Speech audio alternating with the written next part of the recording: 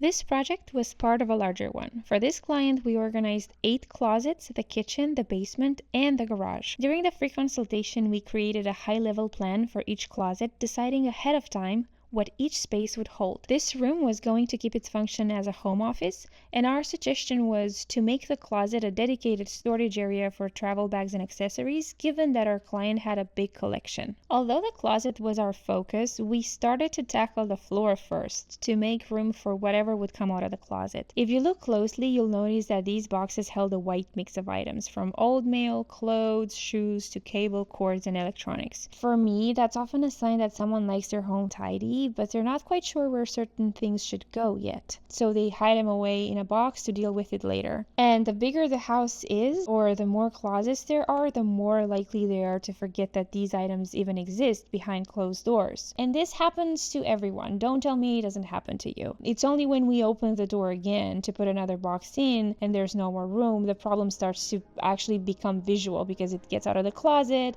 and overwhelm creeps into the room.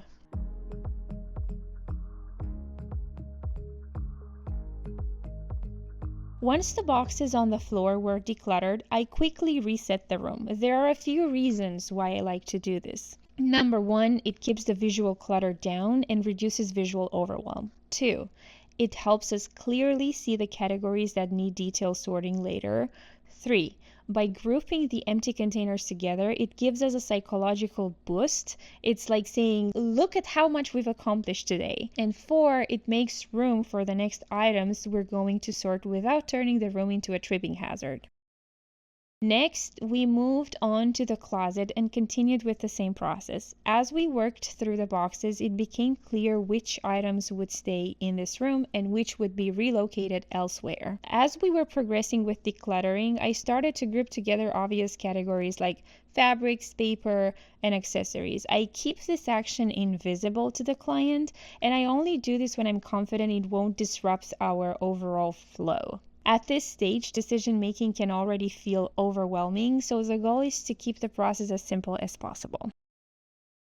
We needed an entire session for decluttering the boxes that were sitting on the floor and in the closet. So that was pretty intense. That was a total full 4 hours of work. We needed a total of 2 sessions to complete everything.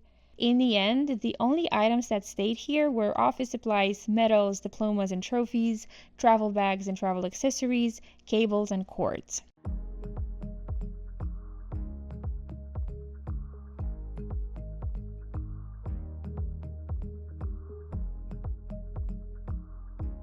It was only now when we actually discovered in the closet some really nice old photos, diplomas, and a lot of cherished memories came back to the client. And isn't it such a pity that we bury our most cherished possessions and memories in these cardboard boxes, and on top of them we shove things that we don't want to see around the house? It was at that moment when we decided together that we're actually going to hang some of these things to see them every day because they actually spark joy and we want to see them around the house.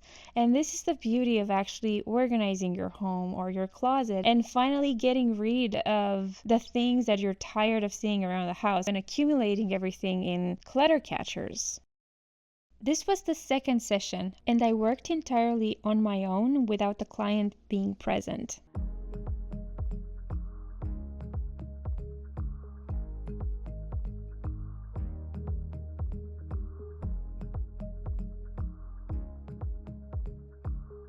The second session was focused more on finding homes for everything that was left. And can you believe that out of all of the boxes sitting on the floor in day 1, only 3 remained in this room? 3, mostly containing office supplies, cables, cords, and were a few boxes, maybe 2 or 3 large boxes, which contents we decided we are going to hang and display for decor.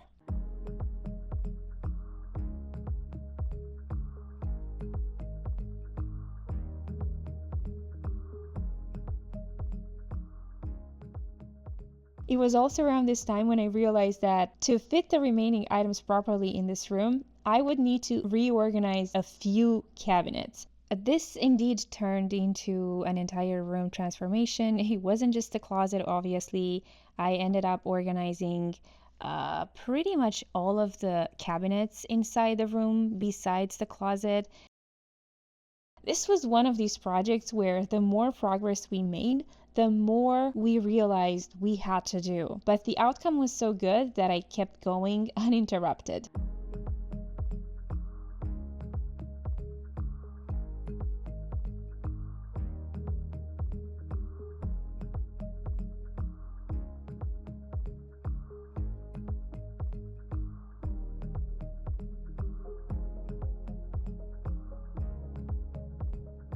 I lightly cleaned the surfaces, vacuumed the floor, and started prepping the room for its new layout. There's something incredibly satisfying about seeing everything finally aligned and intentional, and I've definitely been teased before for loving symmetry this much, but thankfully I get to work for people who appreciate it.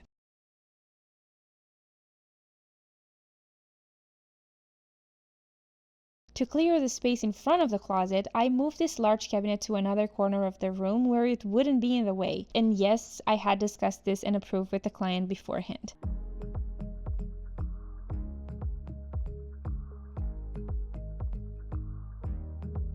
And yes, I may have done a little happy dance. Please don't cringe.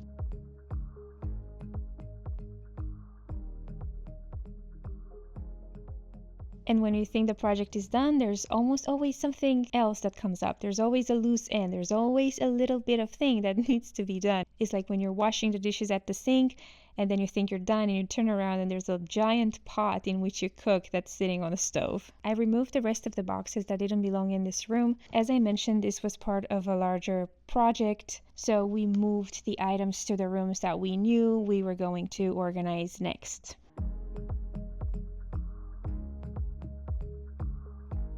This next step isn't typically part of our service, but I noticed something we could easily help with. One of the trophies was holding on to dear life, so I offered to fix it. I tightened existing screws. I used the glue gun where screws were missing, straightened the accessories, give it a quick wipe, and placed it back in its place.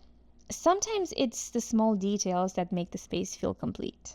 And that's pretty much it. Here's the before as a refresher, and here's the after.